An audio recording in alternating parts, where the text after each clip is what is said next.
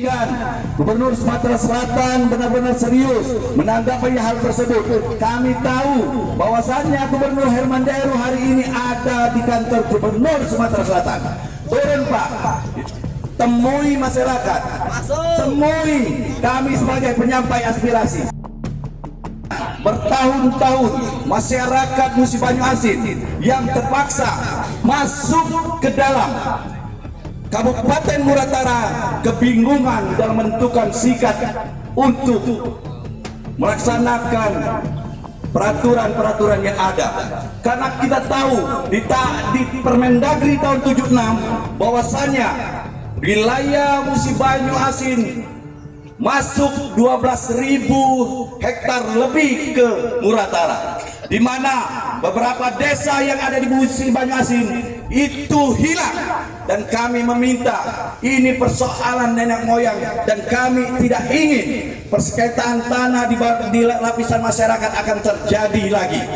Kita tahu perbatasan ini bisa memproses perdebatan persoalan titik tanah hak milik masyarakat. Di sini bisa menentukan bahwasanya konflik yang akan terjadi di bawah akan terjadi terus. Kita menginginkan Gubernur Sumatera Selatan untuk bersama-sama tokoh masyarakat dan DPR untuk meminta Permendagri nomor 76 tahun 2014 untuk dievaluasi dan kembalikan ke Permendagri nomor 50 tahun 2014.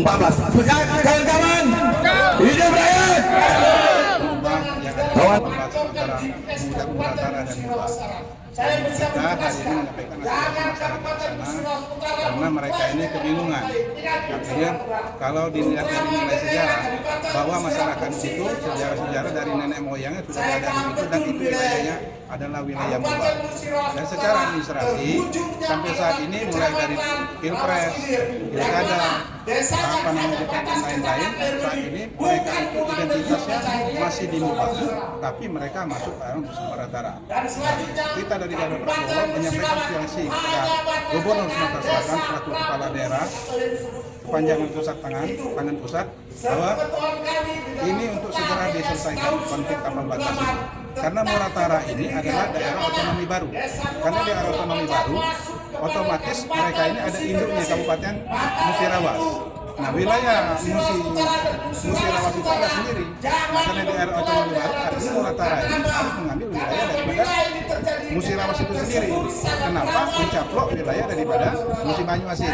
Nah, aspirasi ini yang kami sampaikan kepada Gubernur untuk diketahui terhadap masyarakat di sana untuk ada kepastian hukum tentang wilayah mereka diambil itu dan wilayah kepastian hukum antara kedua wilayah antara Muratara dan Musi Banyu Asin. Nah, jadi kepada kepala daerah Bupati Musi Banyu Asin, Muratara, Gubernur untuk segera merapatkan ini. Kalau memang tidak ada kepastian atau takut ada konflik kepentingan, kita ada pemerintah pusat dalam hal ini Permendagri, dalam ini Kementerian Dalam Negeri, karena berdasarkan Permendagri tahun sekian itu mengakibatkan ada konflik tapal batas di situ. Serahkan ini kepada pusat oleh Pak Gubernur, biar pusat menyelesaikan dalam membantu penyelesaian konflik itu sendiri. Mungkin ini kami menyampaikan aspirasi kami aksi damai di kantor Gubernur. Terima kasih. Assalamualaikum. Dampaknya, oke, coba ini. Begini, di dalam Undang-Undang Nomor 16 Tahun 2013 tentang Daerah Otonom Baru, Pasal 5. Batas-batas itu sudah ditetapkan nama desa-desa yang tertuang di dalam Undang-Undang DOB, dan penempatan untuk batas wilayah sangat tegas disampaikan di Undang-Undang Nomor 16 Tahun 2013 tentang Daerah Otonomi Baru Kabupaten Muratara. Jadi sampai di situ tidak ada persoalan. Kenapa? Terbitnya Undang-Undang DOB 16 Tahun 2013 karena itu adalah kesepakatan antara semua kabupaten yang bertetangga, yang berbatasan langsung kepada pemerintah kabupaten dengan kabupaten akan pemekaran daerah DOB Muratara. Nah, atas kesepakatan itu maka ditandatangani lalu semuanya, dan di Undang-Undang 16 itu yang telah ditetapkan di DPR RI itu ditandatangani oleh Gubernur Sumatera Selatan, oleh Gubernur Jambi, Gubernur Bengkulu, Bupati mesti Banyuasin, Ketua DPRD mesti Banyuasin, Sumatera Selatan, semuanya menandatangani.